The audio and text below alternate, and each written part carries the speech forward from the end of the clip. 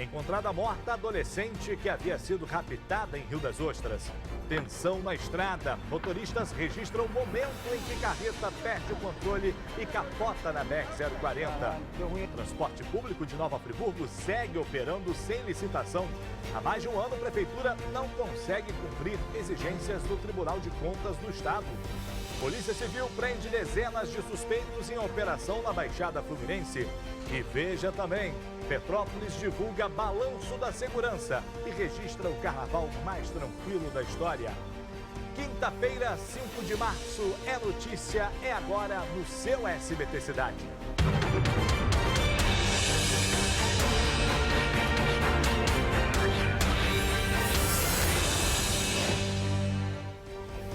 Vem comigo, muito boa noite. Vamos até encontrar com o seu SBT Brasil para todo o interior fluminense com as informações mais importantes de todo o estado do Rio de Janeiro. Tá no norte fluminense, Campos, Goytacazes, Macaé. Seja muito bem-vindo. Tá na Serra, em Nova Friburgo, Petrópolis, Teresópolis e região. Bem-vindo também. Alô, você do sul fluminense, Volta Redonda, Barra Mansa. Você que está acompanhando a gente na região Costa Verde, Angra dos Reis, Paraty. Aquele abraço carinhoso. A gente abre a edição de hoje falando de uma mega operação da Polícia Civil que prendeu dezenas de suspeitos na Baixada Fluminense. Quem tem as informações para a gente é o repórter Jackson Silva. Põe no ar. A operação aconteceu em 13 municípios da Baixada Fluminense. Entre eles, Belfor Roxo, São João de Meriti e Nova Iguaçu. 19 delegacias foram mobilizadas para cumprir diversos mandados de prisão. A ação contou com a ajuda da Polinter. Dezenas de pessoas foram presas. A maioria estava em casa quando foi surpreendida pelos agentes. Todos são acusados de praticar roubos e receptação, segundo a Polícia Civil. Investigações apontam que traficantes de várias favelas da Baixada Fluminense ajudam na ação criminosa. Principalmente os roubos de veículo, roubos de carga, roubo a estabelecimentos comerciais. Eles são, em grande maioria deles, fomentados por facções criminosas que atuam principalmente no tráfico de drogas. Os crimes aconteceram em casas e estabelecimentos comerciais, além de avenidas e ruas residenciais. Inclusive, algumas facções criminosas têm pessoas ou gerentes, entre aspas, que cuidam só disso. Roubo de carga, roubo a estabelecimento comercial e roubo de veículo. E eles acabam emprestando as armas que eles têm para que essas pessoas cometam os roubos e depois eles têm uma parte do lucro do produto desses roubos. Em 2019 foram indiciados 3.249 acusados, um aumento de quase 50% em relação a 2018. A investigação também acabou evoluindo para identificar alguns receptadores, principalmente receptadores de veículos roubados, carro, moto, e também receptadores de aparelhos de telefone celular. Na ocasião foram presos 609 roubadores, um aumento de quase 200% em relação a 2018. Na operação desta quinta-feira, um homem morreu em São João do Meriti durante o confronto. Em outros pontos, uma arma foi apreendida e uma loja que vende produtos para celulares foi vasculhada pelos policiais civis. O dono do estabelecimento foi preso e um funcionário também. Os presos foram levados para a cidade da polícia. A gente precisa de muitas operações como estas, né? Muitas. Foi encontrada morta em Rio Dourado, distrito de Casimiro de Abreu, a adolescente de 15 anos que havia desaparecido na terça-feira quando foi raptada por 4 homens em um carro no bairro Nova Cidade, em Rio das Ostras. De acordo com a Polícia Civil, o corpo tinha marcas de tiros e a motivação do crime pode ter a ver com briga entre facções rivais. Até o meio dessa tarde, ninguém havia sido preso. Eu vou para o intervalo, mas é bem rapidinho, hein? Volto já com outras informações para você. Já voltamos, abraço para a região dos Lagos, claro, falei aqui de várias regiões do estado, não posso esquecer da região dos Lagos, está sempre com a gente. Alô, Cabo Frio, alô, você que está em Búzios, todo mundo ligado com a gente. Olha, em Unamar, na cidade de Cabo Frio, um homem de 50 anos morreu baleado na frente de um mercado onde trabalhava como vigilante. De acordo com a Polícia Militar, Renato de Souza Barros chegou a ser levado para o hospital de Tamoios, mas não resistiu. De acordo com a Polícia Civil, a vítima tinha antecedentes criminais. Até o meio dessa tarde, ninguém havia sido detido. E olha a entrevista exclusiva ao SBT. A filha de Rony Lessa, um dos presos pelo assassinato de Marielle Franco e Anderson Gomes, afirma que o pai é inocente e contesta o patrimônio atribuído a ele pela justiça, que já determinou o sequestro dos bens. Ela também disse que as peças de mais de 100 fuzis localizadas pela polícia com um amigo do PM, na verdade, são de armas de airsoft, compradas pela família para abrir uma loja. O Léo Santana, com produção de Marina Lang, contam agora pra gente. Foi aqui onde a filha de Rony Lessa concedeu uma entrevista pela primeira vez após o crime. Ela prefere esconder o rosto e diz acreditar na inocência do pai. Primeiro que quando chegam e me perguntam, você sabia que seu pai tinha 117 fuzis? Eu, não. Agora, você sabia que haviam mais de 100 peças de airsoft desmontadas? Sabia, sim. Lógico que sabia. Polícia Civil, órgão público, tem todas as notas de todas essas peças de plástico, de airsoft, que vinham sendo compradas há muito tempo. Tudo porque meu irmão e ele iam montar uma loja para revenda de peça de airsoft, né? Também discorda do cálculo em relação ao patrimônio da família. Muito fácil avaliar os bens do meu pai pela estimativa de preço do mercado hoje. Isso aí é mole. Super mega estimado. Super, super, super. De novo, para fortalecer o perfil que eles querem que a sociedade ache sobre o meu pai. A decisão da Justiça do Rio acatou um pedido do Ministério Público. Segundo as investigações, a renda de Rony Lessa e Elcio de Queiroz é incompatível com o patrimônio acumulado. Entre os bens de Lessa que foram declarados indisponíveis estão um terreno em Mangaratiba e outro em Angra dos Reis, uma lancha, além de R$111 mil em dinheiro. O bem mais valioso desta lista é essa casa em um condomínio na Barra da Tijuca, onde hoje vive parte da família de Rony Lessa. O imóvel tem 98 metros quadrados, 3 quartos, esta sala, uma cozinha ao fundo e, de acordo com a Polícia Civil, está avaliada em R$1.200.000. Sargento reformado da PM, Rony Lessa é acusado de ter disparado os tiros que mataram Marielle e Anderson.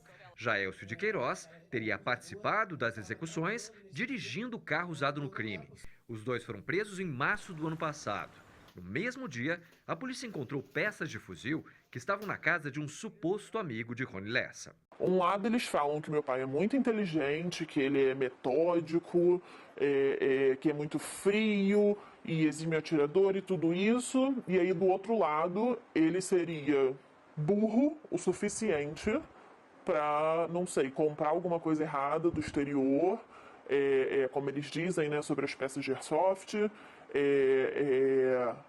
cometer um crime e guardar uma arma. Caramba, é sério. Outras duas pessoas ligadas aos acusados também tiveram os sigilos bancário e fiscal quebrados e os bens bloqueados. No próximo dia 14, o caso completa 2 anos. E até hoje, a polícia não encontrou pistas sobre os possíveis mandantes dos assassinatos de Marielle e Anderson. Ele tem muita fé em Deus e a gente também, de que podem tentar fazer o que quiserem, mas uma hora a verdade aparece. Belíssima reportagem esclarecendo todos os desdobramentos das investigações sobre o caso Marielle. Já passou da hora de a gente ter uma resposta definitiva.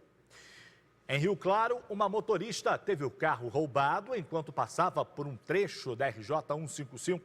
2 assaltantes que estavam de carro ultrapassaram o veículo da vítima, forçaram a parada na estrada e anunciaram o assalto. Segundo a Polícia Civil, a mulher foi ameaçada com uma arma. Os bandidos, eles fugiram, levando o veículo da vítima no sentido Angra dos Reis. Apesar do ocorrido, a vítima, que tem 34 anos de idade, não foi ferida pelos criminosos. Até o meio dessa tarde, ninguém havia sido detido. E essa RJ 155 já é aquela com uma cratera gigante. Quer dizer, não tem investimento em infraestrutura alguma nessa RJ, nem segurança.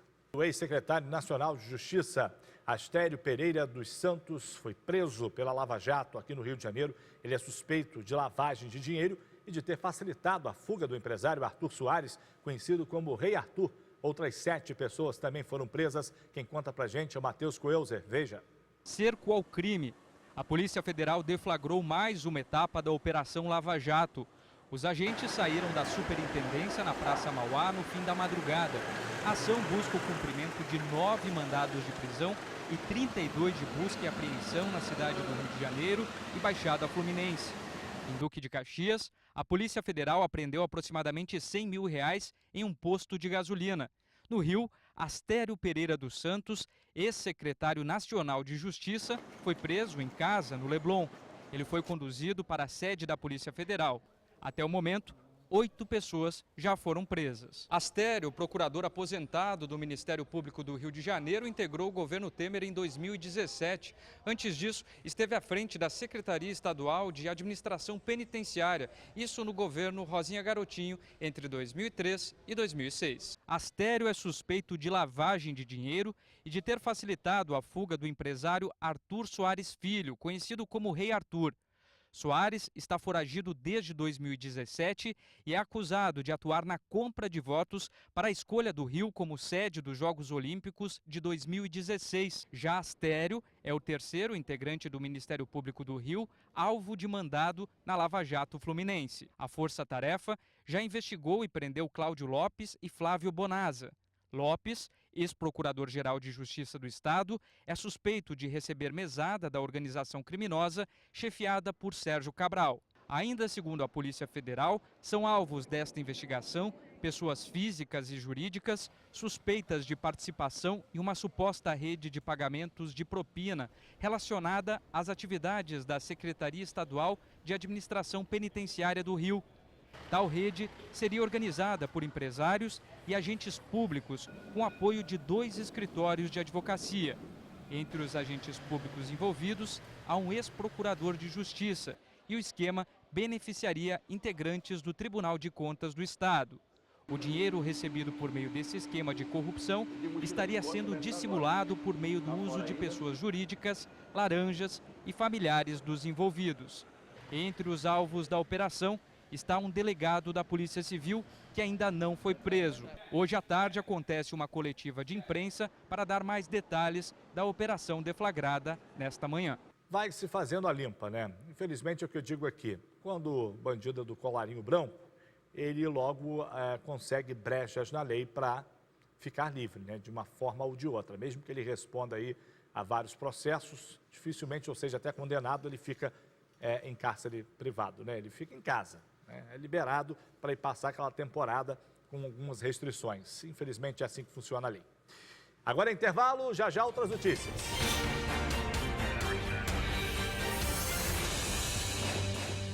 Voltamos com aquele abraço à cidade onde você mora, Rio das Ostras, Casimiro de Abreu, Macaé, alô Valença, no sul fluminense. E olha essa informação, um filhote de jacaré do Papo Amarelo foi resgatado por agentes da Guarda Ambiental de Iguaba Grande. Um animal que tem 1,24 m, ele chega aos 3 metros quando adulto, tá? Ele pode chegar então a esse tamanho todo. A espécie, que é comum na cidade, vive em áreas de mangue e está na lista do IBAMA de animais em extinção. O réptil ele foi levado para a Reserva Ambiental de Silva Jardim e solto na Lagoa de Juturnaíba.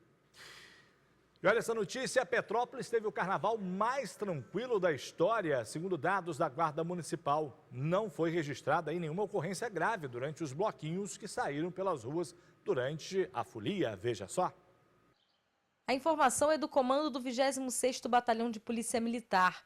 Os dados mostram que durante o período do carnaval em Petrópolis, houve redução nos principais crimes registrados durante a festa em relação aos anos anteriores. Em 2019, os órgãos de segurança já comemoraram os baixos índices que esse ano foram ainda menores. Nesse carnaval, por exemplo, não foi registrado nenhum caso de estupro. Em 2018, foram 4 ocorrências e no ano passado foram 2. Outros delitos como lesão corporal dolosa, ameaça e lesão corporal culposa de trânsito também tiveram redução de aproximadamente 40%. A Guarda Civil também comemora os resultados que são atribuídos às estratégias acertadas. Foram colocados cerca de 280 agentes de segurança nas ruas, em pontos de maior aglomeração, como a Rua 13 de Maio no centro e a Praça de Correias. O trabalho conjunto da Polícia Militar com a Guarda Civil e o Conselho Tutelar também foi determinante para o sucesso nas estatísticas. Essa integração por todos os órgãos que podem contribuir de alguma forma, eu acho que esse é o diferencial. É muito gratificante poder fazer parte dessa equipe. Eu já aproveito aqui, primeiro para parabenizar a cidade pelo Carnaval tranquilo. Não tem muitos eventos também de Carnaval, né? Talvez fique mais fácil controlar, mas mesmo assim foi um Carnaval muito tranquilo. Mas que a segurança dê atenção, principalmente à Rua 13 de Maio.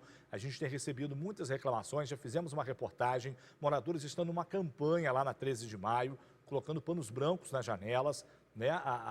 As entidades aí, os órgãos públicos do município têm que entrar num consenso para poder levar segurança e tranquilidade para 13 de Maio em Petrópolis. Vem comigo para outras notícias pelo estado. Vamos ao nosso giro.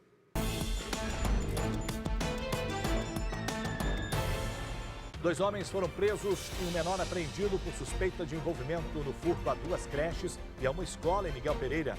Parte dos materiais levados foi recuperada. Um quarto elemento segue foragido.